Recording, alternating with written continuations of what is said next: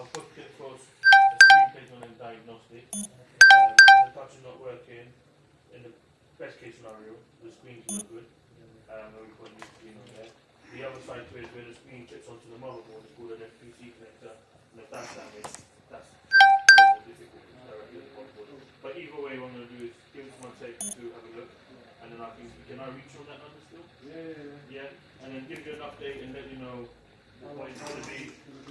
I will try my best for today. If it's straightforward, like it's a screen and just bits and bobs, then it'll be today. If it's a motherboard, then I'll need more time. But I'll try and get back to you, if not today, by tomorrow afternoon, at least with an update. Nice one, bud.